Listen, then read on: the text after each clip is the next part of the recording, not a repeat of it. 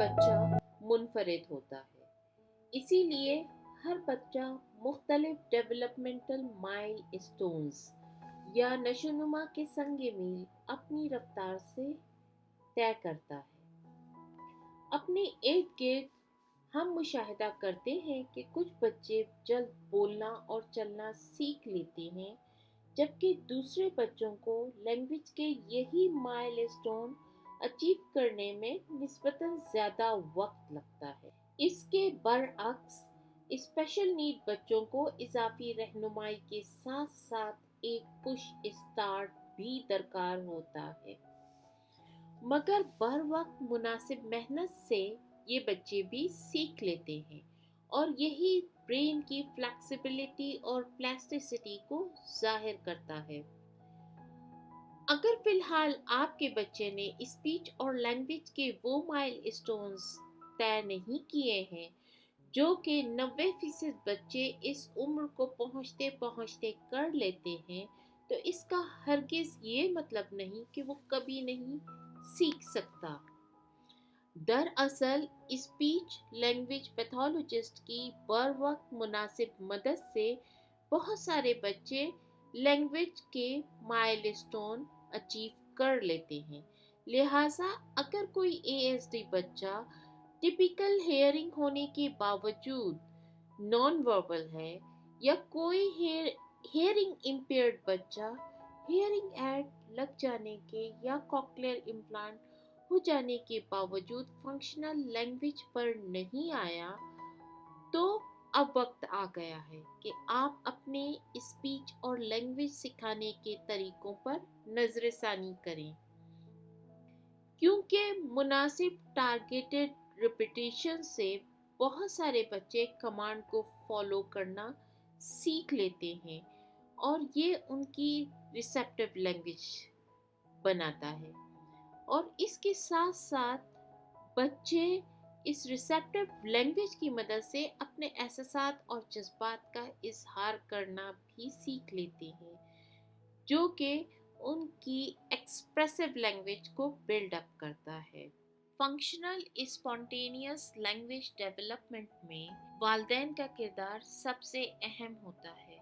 वो वालिदैन जो घर में बच्चों को 6 माह की उम्र से वोकैबुलरी रिच इन्वायरमेंट प्रोवाइड करते हैं, उनके बच्चों में बोलचाल और लैंग्वेज के इजाफे और सलाहियत के साथ साथ उनकी वोकैबुलरी, आईक्यू और कॉग्निशन भी बढ़ता है।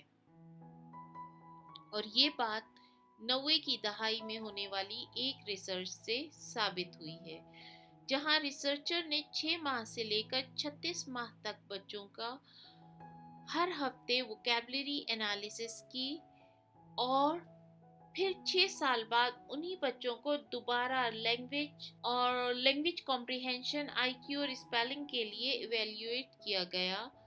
तो ये बात सामने आई कि वो वालिदैन जो एवरेज पर घंटा 600 लफ्ज बोलते थे, उनके बच्चों की वोकैबुलरी 3 साल की उम्र तक पहुंचते पहुंचते 500 के करीब अल्फाज पर मुश्तमिल थी। इसके बरअक्स वो वालिदैन जो कि 1200 अल्फाज पर घंटा बोलते थे, उन बच्चों की वोकैबुलरी 750 अल्फाज पर मुश्तमिल थी। सबसे अहम ये कि वो वालिदैन जो 2000 से ज्यादा अल्फाज इस्तेमाल कर रहे थे, उन बच्चों की वोकैबुलरी 3 साल की उम्र तक पहुंचते पहुंचते 1100 अल्फाज पर मुश्तमिल थी। ये वोकैबुलरी बच्चों की आगे चल के एकेडमिक परफॉर्मेंस पे असरअंदाज हुई। यहाँ अहम ये है कि वो कहानी जो आपने अपने बच्चे को 3 साल की उम्र तक पढ़ के सुनाई है, उससे आपके बच्चे की वोकैबुलरी रिच होने के साथ साथ उसके आईक्यू और पढ़ने की काबिलियत और सलाहियत में भी इजाफा होता है। बच्चों को सीखने के लिए घंटों की एक्टिविटीज की ज़रूरत नहीं होती। वो आम तौर पर रोज़मर्रा के मामलात और काम के दौरान, खेल के, कहानी पढ़ने के, खाना खाने के दौरान बहुत सारे अल्फाज सीख लेते हैं। इसीलिए बच्चों के साथ अगर कोई प्लान्ड इंटरैक्टिव एक्टिविटी 1 से 2 घंटा की जाए तो उनकी वोकैबुलरी में खातिर ख्वाह इजाफा किया जा सकता है। यहाँ ये बात भी अहम है कि जब आप बच्चों के साथ बात करने करें तो उन सारी स्ट्रैटेजीज का ख्याल रखें जो बच्चे की ऑडिटरी अटेंशन को ग्रैब कर सके, जैसे कि ऑकस्टिक हाइलाइटिंग, ऑडिटरी हुक। इसके साथ साथ लैंग्वेज की स्ट्रैटेजीज को भी इस्तेमाल कीजिए, जैसे कि अगर बच्चा कोई लफ्ज़ या कोई जुमला बोल रहा है तो आप उस फ्रेज को एक लफ्ज़ के इजाफे के साथ रिपीट कर सकते हैं। या बच्चा कोई काम कर रहा है तो आप उस काम की कमेंट्री कर सकते हैं।